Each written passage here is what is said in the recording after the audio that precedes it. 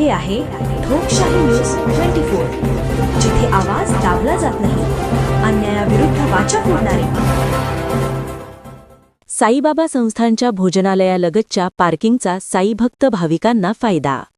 शिर्डी शहरात साई दर्शनासाठी येणाऱ्या साईभक्त भाविकांना व साईप्रसाद भोजनालयातील कामगारांना त्यांच्या दुचाकी लावण्यासाठी पार्किंग सुविधा भोजनालयालगत काही दिवसापासून सुरू करण्यात आल्यामुळे साईभक्त भावी व कामगारांना देखील मोठा फायदा होत आहे.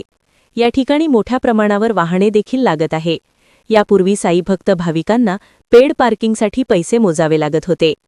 साईबाबा संस्थानचे मुख्य कार्यकारी अधिकारी गोरक्ष गाडीलकर यांनी भव्य पार्किंग, पिण्यासाठी पाणी, बसण्यासाठी शेड व सुरक्षारक्षक देखील या ठिकाणी तैनात केल्यामुळे साईभक्त भाविकांना त्यांच्या वाहनांसाठी व वाहनांमध्ये असलेल्या वस्तू वगैरे यासाठी देखील सुरक्षा मिळाली आहे.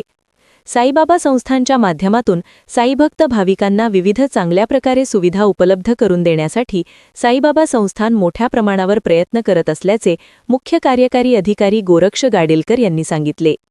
ठोकशाही न्यूज 24 साठी विशेष प्रतिनिधी किशोर पाटणी, शिर्डी.